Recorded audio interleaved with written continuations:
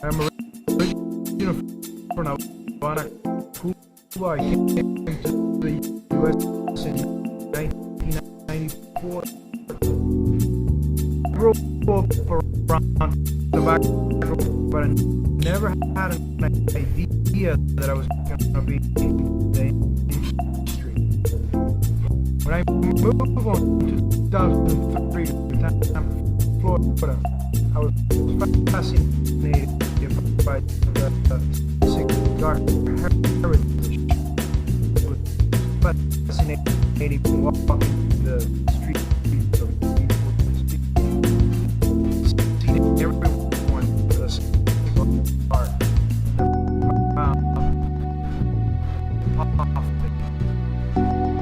I thought Miami was a mecca for cigars. But I realized that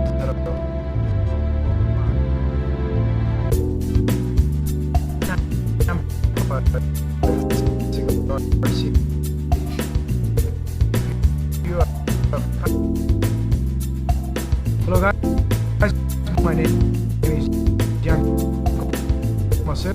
I'm the founder of Cigars. I'm originally from Havana, Cuba. I came to the U.S. in 1994. I grew up around tobacco, but I never had an idea that I was going to be in the industry. When I moved on in 2003 to Florida,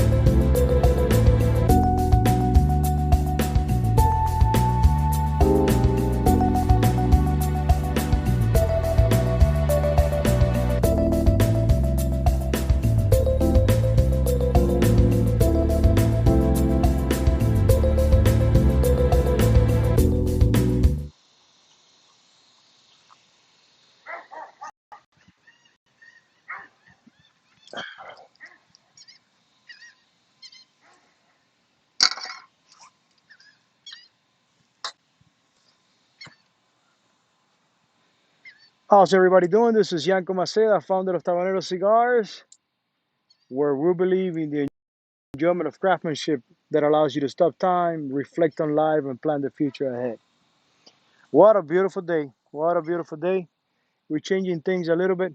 This is the place that I'm always come back after my life on Sundays and reflect. I believe humans are connected with water. Some way, somehow, we are connected with water. We came from water. And if you allow yourself to sit down on front of next to a body of water, a big body of water, you will see how your mind starts clearing. It starts feeling a lot more at ease, relaxed, just looking at the water, looking at the movement of water. And if you're lucky enough to combine that with a good handmade cigars, and if you can, a Tabanero, a Maceda brand, one of the Tabanero brands, you got the perfect combination. Today we're doing the Toro Connecticut wrapper. It's amazing how just changing the wrapper in a cigar, it makes a big difference. We testing right here to do some of the life on my backyard. Hopefully my kids will show up almost when I'm done. My wife is helping me out to keep him in place. um, I did some testing. Definitely we need better lighting because the shade. But I like it. I like it. I feel like I'll be able to share with you guys a lot of the things that they go through my head when I'm sitting back here. And sometimes I go, man, I wish this relaxing moment I'll be able to share with my people, my clients, the people who makes this um, possible, the people who allows me to live my dream, the people who allow me to uh, live my have this life to the fullest. I was talking to a good friend, someone that we becoming friends uh, through the technology, through text. We were lucky enough to meet already once in person. A good friend that he was in business for many years. He's still in business, but he was in business with an amazing journey of a product that I enjoyed every day, that I enjoyed for many years since I came from Cuba to the US. And for some reason, that was my favorite product from the beginning. I tried many different in the beginning, and I said, no, this is mine. This is the juice that I want to drink every morning. And fortunate enough, I get to meet the maker, the person who was behind the scene, making sure that that juice it was up to my palate standard all the time. Uh, Amazing, amazing, and I'm little by little starting to absorb his great energy. Every once in a while, someone is sharing his knowledge, some of his experience, and I guess he can become one of my mentors. One of my mentors that I never had as a young entrepreneur. You always dream to have someone that is going to grab you by your hand, like when you were a baby, and show you how to walk, show you how to do things. But it doesn't work like that. It doesn't work like that. It didn't work for me like that. I don't have anybody in my family. They came from business. I think I'm the first one that I know. I don't know if my great great grandpas they came from Spain to Cuba, and supposedly they own land and they did cropping.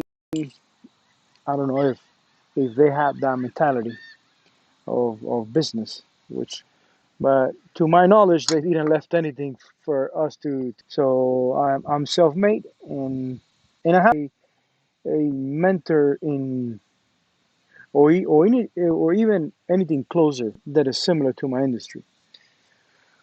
So let's get to Rambo. Let's get to share with you guys what's happening in Tabanero Cigars. way to do a live, a blog, documenting, sharing what's going on, what's happening during the week. Well, the first set of Nicaraguan cigar rollers, big hopes they were going to work. It didn't work out. I guess these cigar rollers have been around. They've been in Vietnam, Russia, and finally they got here to the U.S. And I guess they've been around because uh, it. I thought it because it was they were really good, but something told me, well, if they were really good, why they're being around uh, so many parts of the world making cigars. I discovered the lady who did the wrapping. She has a amazing craftsmanship. She's able to stretch the wrapper. She's able to take the wrapper to so you can see the oils on the wrapper. She was good. She was fast.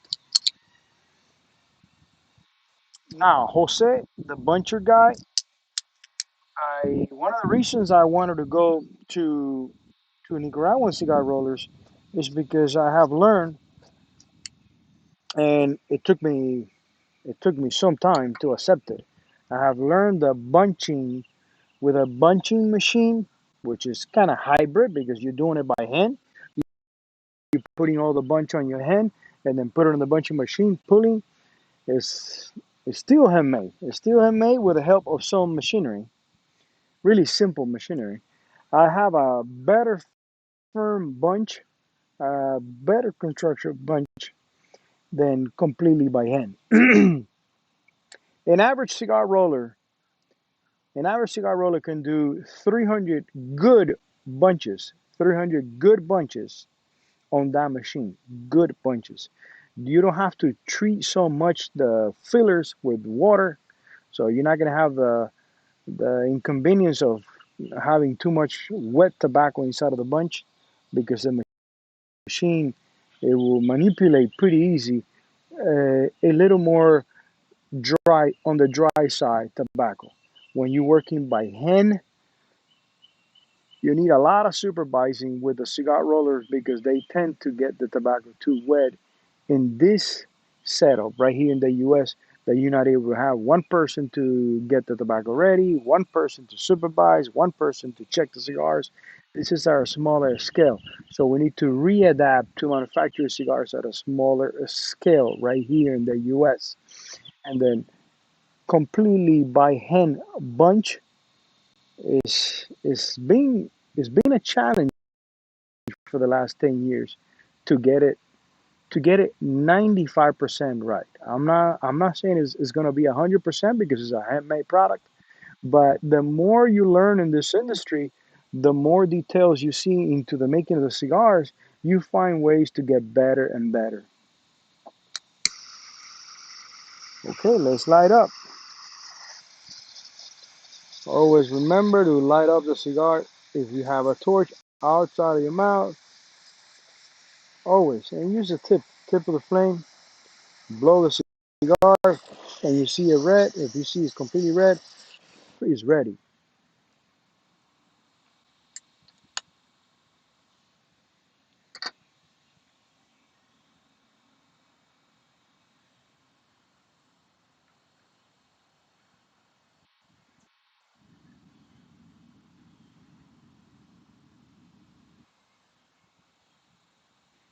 You see what I'm saying by stop time? When you lighting up a good handmade cigar that was well blended, that you light up the cigar, you start smoking, and you don't taste any bitterness.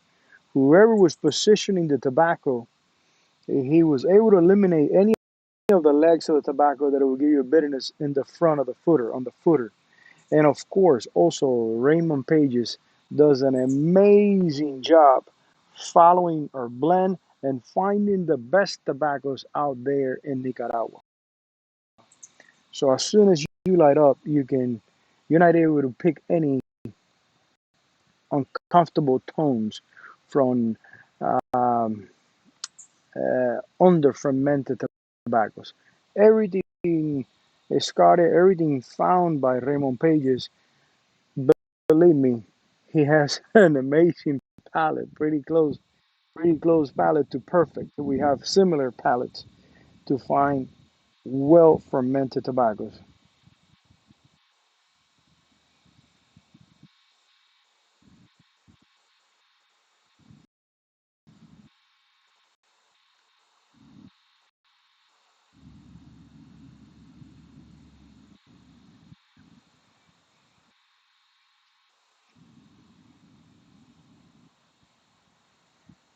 Amazing, amazing, amazing. All you have left in your mouth is some a little bit, a really hint spicy, peppery in the tip of your thumb. Of course, that you're aware you're smoking good tobacco. Your palate around your mouth, nothing stays there lingering. It's a really clean profile cigar.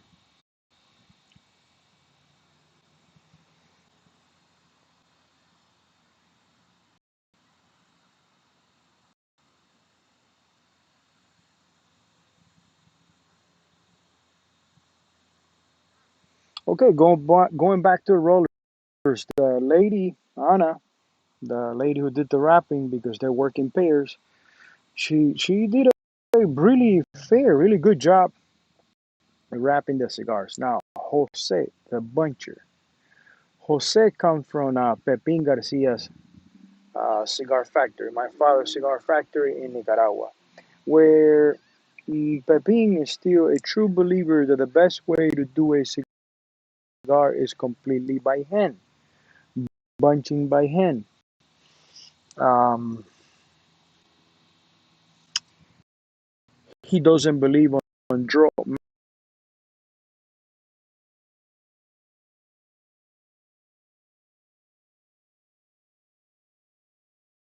master. He doesn't believe on drop master machine. And I'm a witness that there's even with a drop master machine, every once in a while, the operator makes some mistakes. And even with the drop master machines, sometimes we got issues of cigars that didn't pass through or cigars that the roller did and somehow didn't go through the machine. So imagine a factory that doesn't run cigars through the drop master and their punches are completely by hand. So let's make it short. So let's finish with the situation of the cigar rollers. The cigar rollers was almost 3 weeks, and the buncher couldn't get it right. He was packing too much the cap, packing too much the footer. Every time he would break the leaf, put them in the table, and then start packing top and bottom, he would do so much of the cap and the footer and leave the middle empty. So you will press the cigars and they were empty in the middle. God knows I tried. God knows I directed. I told him what he was his mistakes with a little bit of knowledge that I have of production. But even the last day, almost 3 weeks, I went through his whole production, and I would say from 300 cigars, he had at least 60 cigars with soft spots.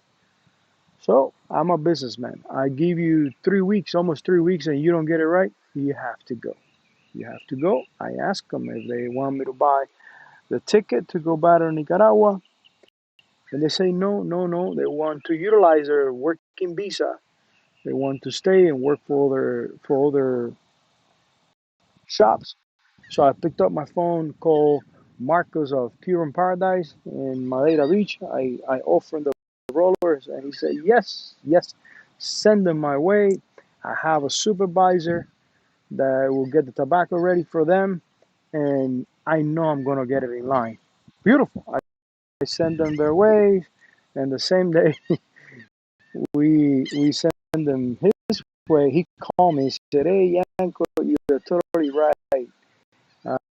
Jose has a big, big issue making bunches.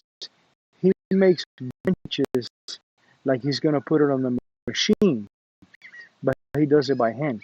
I said, well, I don't know why he's doing that because I offer him the machine. I said, here's a machine. You can use a machine. He said, no, no, no, no. I don't like hand bunching with a machine. I like. So that's the end of the story with the Nicaraguan rollers. I'm not giving up. I'm not giving up. The Nicaragua has took this technology, this industry to a next level. So we will continue putting ads in Estelí to bring cigar rollers here. I'm just gonna make sure that the next couple coming from Nicaragua or they're already here, already in the United States. I want to make sure that he makes machine bunching, lever bunching. That's something the U.S. And believe me, we learned that cigars like that in the U.S. and we'll be able to make cigar rollers right. You can make a cigar roller in the U.S. if it's really want to learn. It's 2 3 weeks, not all day, only 3 hours a day. You can make a cigar roller to do bunches right here. So that's why I'm not giving up on Nicaraguan style.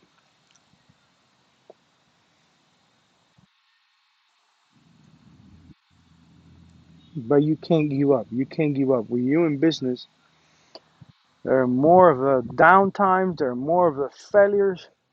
If I would sit down and share with you guys all the times I fell, it will be pretty boring. I like to share the success to encourage to tell anybody that is happening. It's happening in my lifetime. I'm experiencing success uh, in a measure to me that that makes me a believer to continue, to continue, to continue. And even when there was really rough times in my journey, I had something inside of me that it would say, uh, you done many times in the past. Don't you enjoy this? Don't you enjoy being around the people who appreciate a good handmade? Don't you enjoy the tobacco lifestyle? Going to other countries, experimenting new blends, and always answer myself, yes, yes, I enjoy it a lot. So that's why I never give up and will never give up. So that's the end of the story with the cigar rollers. They're gone. I'm glad I didn't give them Tabanero shirts. I waited and waited and waited to see if they deserve the Tabanero factory shirt. They couldn't, and they were surprised because when I let them go, I put them in an Uber. I paid for their Uber, and they thought I was not going to pay them for the last week. And I said, no, no, no. Here's your last week. Some of your last week because you guys damaged so many cigars. And the lady almost cried. And the lady said, oh, Yanko, God bless you. God bless you. I said, lady, ask God to give you some light on your journey so you guys can do things correctly, so you guys can do things better, so you can help other entrepreneurs like us. I am already blessed. Thank you very much.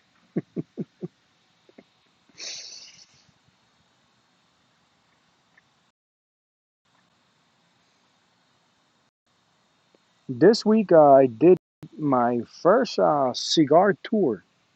Cigar tour. It was um, we doing now how we doing cigar tours right now because the lack of support, lack of help. We don't have a lot of help. Everybody's pretty tired in the brand. It's becoming pretty difficult on the stage that we are to create, to do new things because we are so tired keeping it alive. And I know this is not permanent. This is a transition that we're going through. I know it's not permanent, but for now we are extremely tired keeping things at the quality, at the standard that we want to, with shipping, with having the cigars available.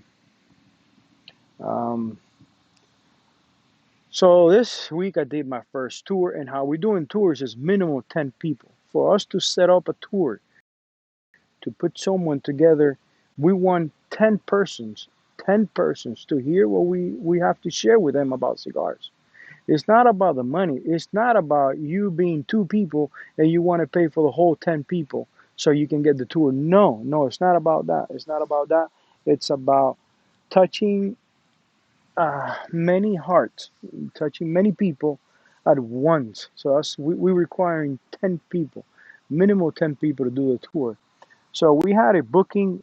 Karen asked me to do the tour because it was young people that want to know about cigars. There were nine, and I said, okay, nine, okay. And they show up.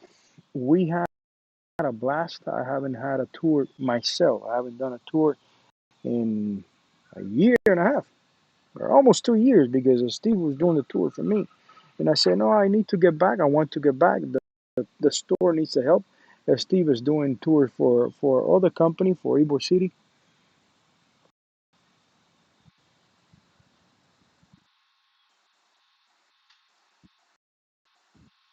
I like to take the credit that I found the talent, Steve's talent, to facilitate, to speak to the masses about history, about the beauty of the cigar industry in Tampa, Florida. And he's good. He's really good. So I did the tour. It was an amazing tour, great sales after the tour. That means that I did a great job. So I felt pretty good. Felt pretty good that I'm still. I was a little bit tired, but when you get to do something that you enjoy a lot, it's like you forget about everything else. And I was surprised how much these guys. I think they were 33, 34, late 30s, 8:30, earlier 30s to late 30s, that range right there. And some they all smoke cigars. And after the tour and during the tour, you can see their faces amazed of me just sharing a little bit of I know with them, how amazed they will get with the different tips, different ways to enjoy a handmade cigar. And they all agree that it's a lifestyle that they have to allow themselves to get into it and to be able to grow in the lifestyle, to let the lifestyle grow on them.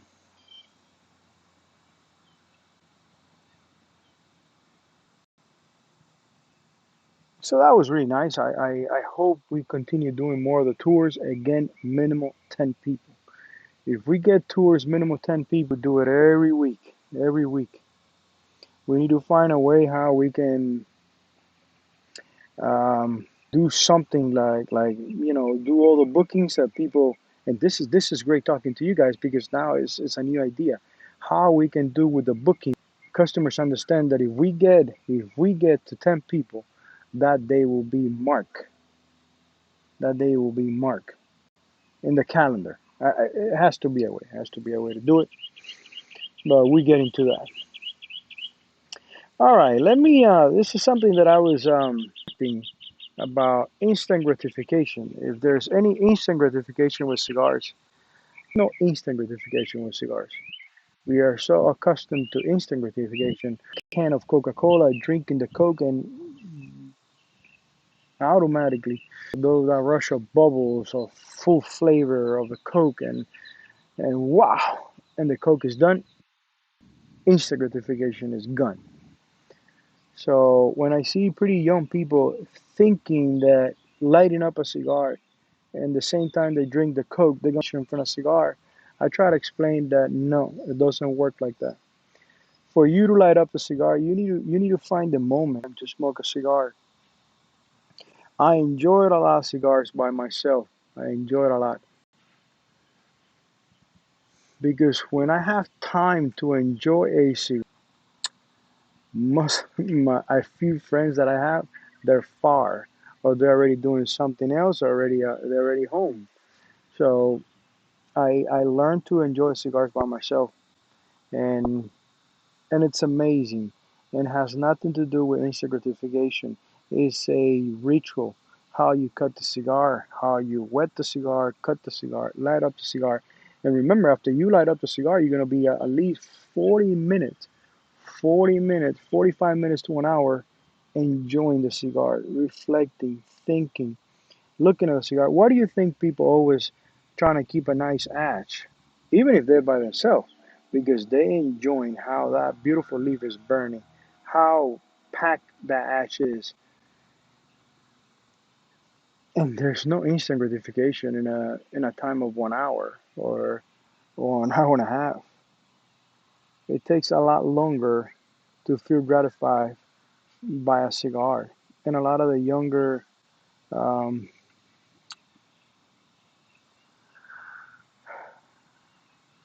younger generation, and it's not their fault.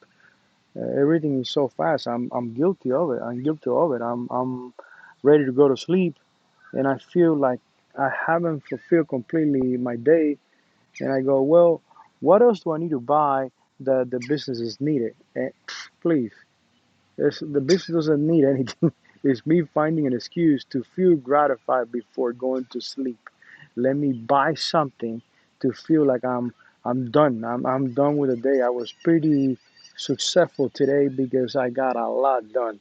I'm so good at what I do. I feel so instant gratified because right before going to sleep, I bought a box of tape because the shipping department needs a special box of tape, fragile tape, and nobody couldn't find it, just me, the boss. So I bought a box of tape on Amazon. Man, I feel so instant gratification. I have to laugh. Well, I guess that is part of the journey. That's part of the journey to live and learn and to get to know yourself. And the best way to get to know yourself is spending time with yourself. And for us, individuals like me, I, I, I, I don't have many enjoyment. I think in the point of my life that I am right now, my older son is 19, but I have a 4 and a 6. My enjoyment right now is those kids, my family, going to the pool with them, going to the beach, um, spending the little bit of time that I have, the pleasure time, and spending with my family. And in between, when they are in the pool or when they are in the swing, I kind of a little bit away from them. I light up my cigar and I enjoy my cigar by myself. And that has made a big difference in my life when decision making, when not having a really tough day in my head. And I go, you know what? I have to stop time. I have to stop time and and and and, and organize my head. And the best way I do that is with a cigar. Oh my God, two birds that were fighting right above me. That was my thoughts leaving, my negative thoughts leaving. This is beautiful. Back here is beautiful. It's beautiful. So again, guys, there's no instant gratification with cigars. You're not gonna light up a cigar and feel like you got something big done in a matter of 20 minutes, or lighting up a cigarette and puff, puff, puff and feel at ease. No, no, no, no, no. Cigars, they're a journey. They're a journey. I hear many people saying, "Oh yeah, I have to smoke. I used to smoke cigars, but I had to quick. I had to do quick because my doctor said it was bad for my diabetes or bad for whatever." And in my mind, I kind of think that these people, they were trying to get some kind of instant gratification from the smoking cigar, and they were not 100% sure. And probably their wife or their family were completely against it. So he found the first excuse to drop the cigars. Not me. I don't think I will ever stop smoking cigars.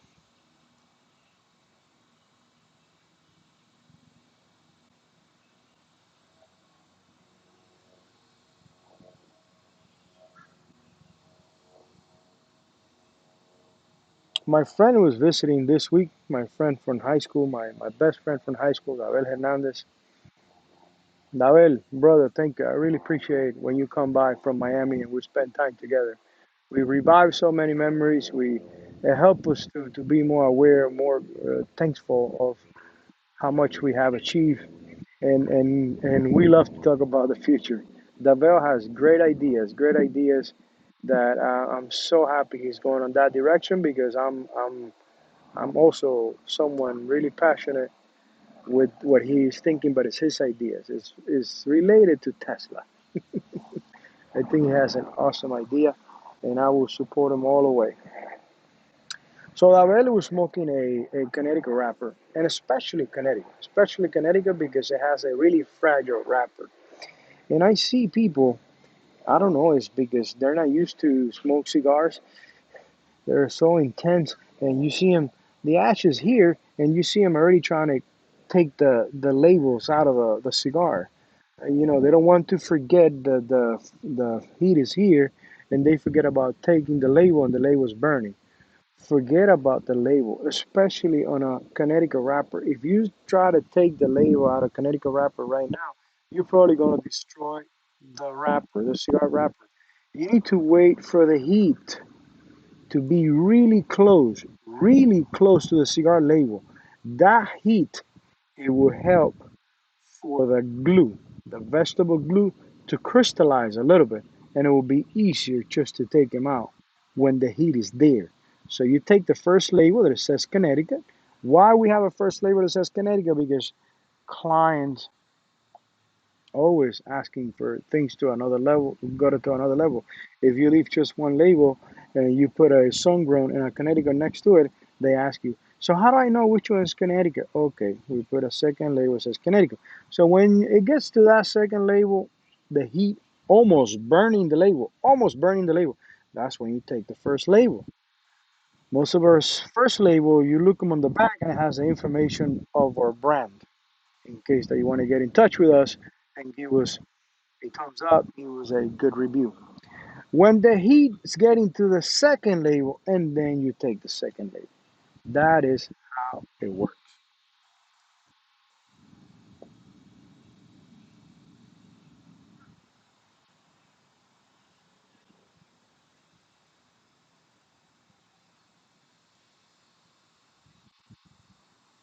That is how it works. And the ashes drop. This beauty is being inside of my cigar caddy inside of my van. So I guess it's a little bit dry. So cigar labels. We went over cigar labels. Wait for the heat to be all the way next to the label, and then you take the label. Don't be taking the labels out of the cigars right at the beginning. It's not good practice. It's not good practice. I know you saw your grandpa doing it. You saw your great grandpa doing it. Times have changed. You mostly of enjoying the cigar is also visual. Just think about it. Everywhere you go, all the menus and everything right now is visual. So appreciating a good cigar has to do with the label too. When you're smoking the cigar, look at the label, reflect on the label, ask yourself why this person did this, why they wrote this in here. I wonder why this flags and why Florida and this brand was born in Tampa. Oh, some of the cigars are still made in Tampa. Wow, I would like to know more about them. Well, when the heats get to the second label, you open the second label and it has the information right in the back. So take your time. There's no instant gratification on cigars.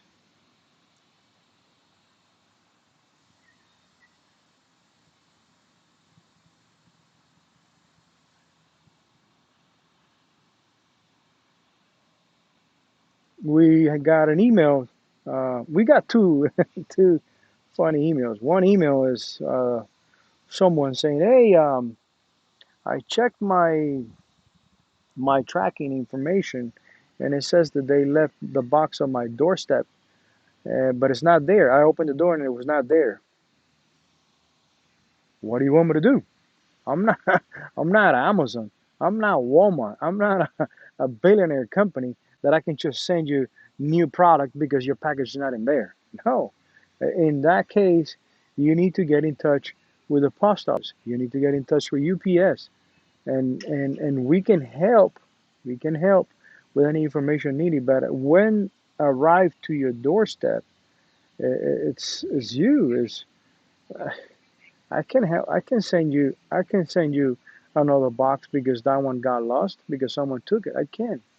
I can. I'm a small company. It doesn't work like that. We got another email about Churchill's, Connecticut. The person said, "Hey, I received a box of Churchill's.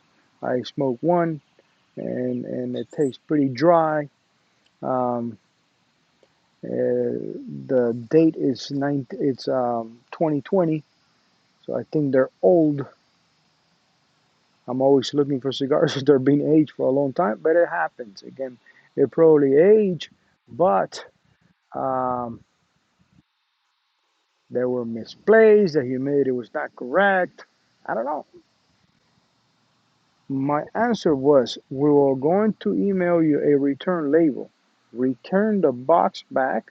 I know there's going to be missing one or two or three cigars because you already spoken and you didn't like it. Return the box. We will inspect it and send you back a replacement or a refund. Simple as that. That I can do. But that your package it was delivered to your doorstep and it's not there anymore.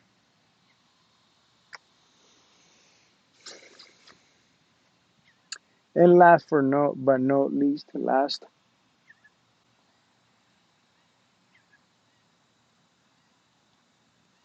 cigar language, and you're probably thinking that I'm talking about the different terms or terminology on cigars, and no, it's something that it's in my head all the time. When more people will speak my brand language, what I mean by that is many locals, many local clients in Tampa, they already speak one language. They already speak Arturo Fuentes' language. They already speak uh, JC Newman language. And they speak all the languages because they're really popular brands that they have done an amazing job and they are national. They have touched many other shops. They've been in earth for 100 years, some 100, some 50 years. So there's a language behind that brand. Many people, many people speak that language. I would love to see the day before I leave Earth to see people speaking Maceda, Tabanero, Nero, Tabanero language. I love to see people speaking that language before I leave Earth. In a sense that when someone in Texas, someone in Washington D.C., someone in Pennsylvania, uh, they talking about cigars, the language of Tabanero comes up. Wow, you saw what Tabanero now is coming out, how Tabanero is changing their packaging. I would like to see that language before I leave Earth. My brand language, my even my local people talking about me. In my town, I'm still looked at a really small shop in Ybor City. Yeah, Tabanero is a small shop in Ybor City that makes cigars. It doesn't. It's not offensive. It's not offensive. It's just that inside of my head, my dreams are huge, are big.